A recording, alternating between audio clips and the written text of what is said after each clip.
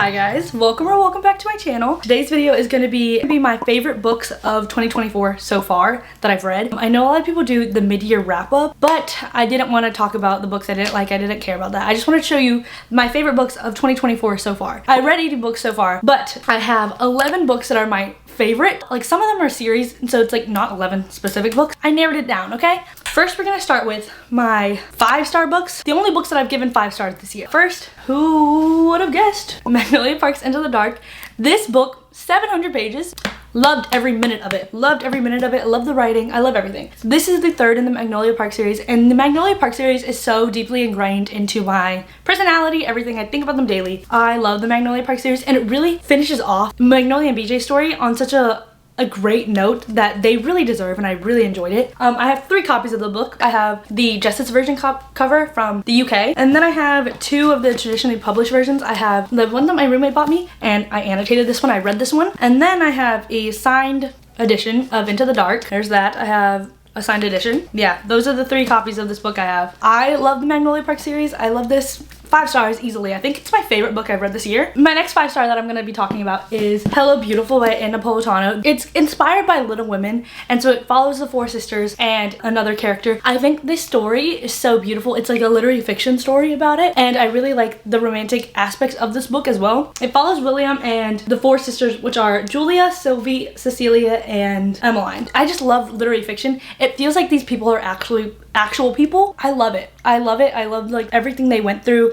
I think it was for a reason for this book, and I enjoyed the book. 5 stars. 5 stars. It made me cry a lot. So did Magnolia Park Into the Dark. So these are not, I don't know what you want from me. I'm not gonna go too in depth in like the summaries of these stories because I feel like there's a lot to get through. Next is The Wishing Game by Meg Schaefer. I love this book. This book is so magical. It's so good. We basically follow our main character Lucy, and she's in love with these children's books. This children's book author stopped writing. All of a sudden he comes out with his next book, and he's like, okay, some of my biggest fans are gonna be able to compete in this challenge to win the manuscript of my book, and you can do whatever you want with it because this is the only copy that there is. I'm giving you the manuscript of my last book. And so that happens, and Lucy's in a very bad like financial space, and so she really wants to adopt this one little kid. He doesn't have the life that she thinks he deserves, so she wants to adopt him. She doesn't have the means to do it. I really loved Lucy as a character. There was also like a subplot of romance in here. I loved it. I love like the mysterious aspect of being in like this children's like mystery book that I really liked. I just loved everything about it. I love the atmosphere. I love Lucy.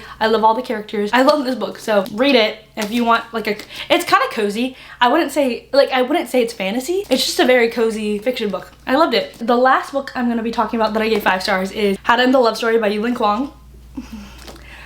I read this book in May, and I haven't shut up about it. I love this book so much. So basically, if you don't know Yulin Kwong, she is a screenwriter, and she's adapting Emily Henry's. She's a screenwriter for Beach Read, and she adapted People Are Made on Vacation for a movie again. She writes so well. I think her writing is so good. It's so comedic in like the best ways. Also, her writing is very descriptive, but like it's also very like visual. Like you can imagine everything that's happened in here because she is a screenwriter, and she knows how to like build a vision board basically of her characters and her books. But yeah, I love this book so much. I can't wait for her to write more, even though she's a very busy woman. This basically follows our main character Helen, who is Chinese. Her younger sister dies of an accident, and the guy kind of like not responsible for the accident, but like involved in the accident that killed her sister, his name is Grant. She's an author for a YA series, and her YA series gets picked up to become a show, and so she is involved in the team of writers that's writing the screenplay for the show. And guess who else is in there? Grant. He is a screenwriter for the show. They wind up in a situationship. I love every minute of this book. I think this book is near perfect to me. Like I cannot see any fault in it, and it's because Helen is an oldest immigrant daughter, so she really, I don't know, like her family dynamic in here was so good, like, and so relatable that I just like I could not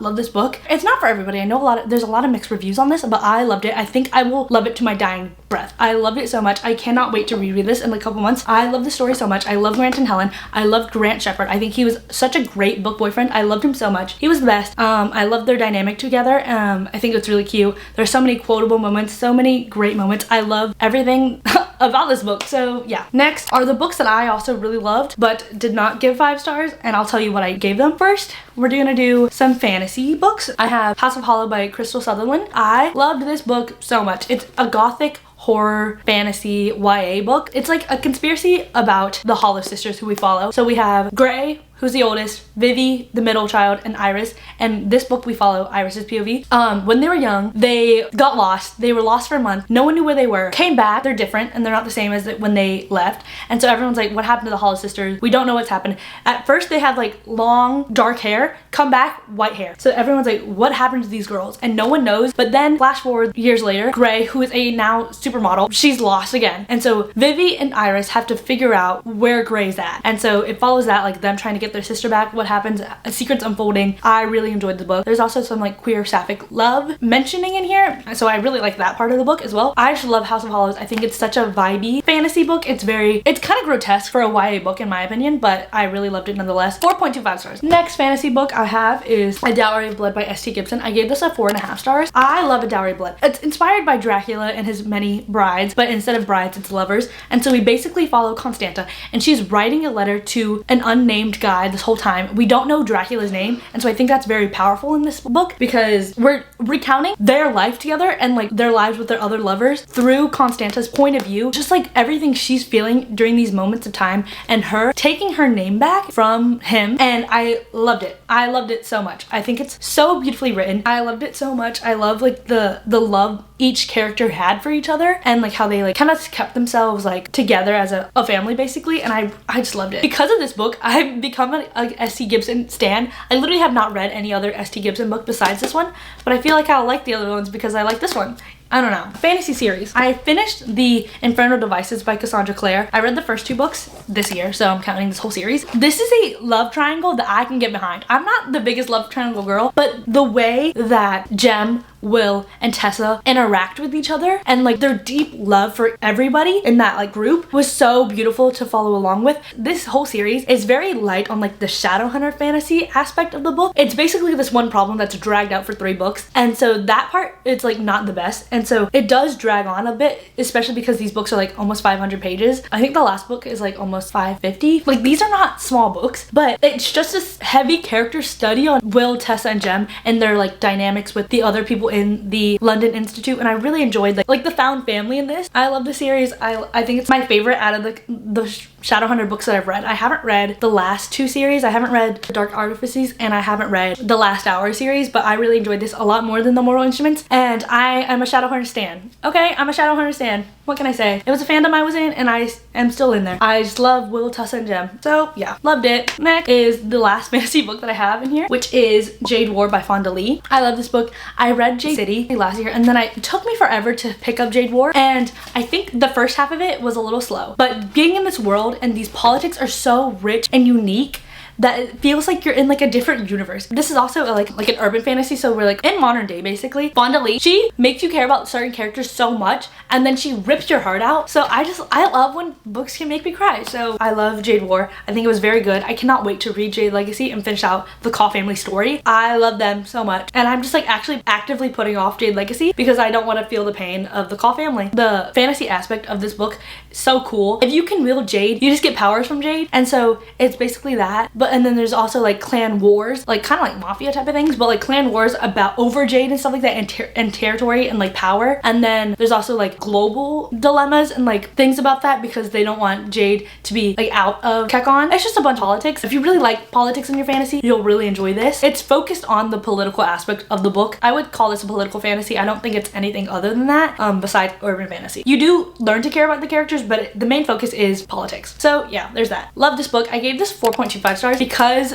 the first half was a little slow for me, but I enjoyed the book nonetheless. I can really see the last book getting 5 stars from me. So next are some literary fiction books. I didn't have any romances that I put into this. Definitive my favorite books of the year, but I really enjoyed Before I Let Go by Kennedy Ryan and This Could Be Us by Kennedy Ryan. Both got 4.5 stars from me. Not in Love by Ali Hazelwood, 4 stars. Funny Story by Emily Henry, 4 stars. And then Just for the Summer by Abby Jimenez, 4 stars as well. I just had to narrow it down to like 10, 11, and so those are my 10. These are my 10 and 11. Next is a literary fiction series, and this is one book. I have Beartown by Frederick Bachman.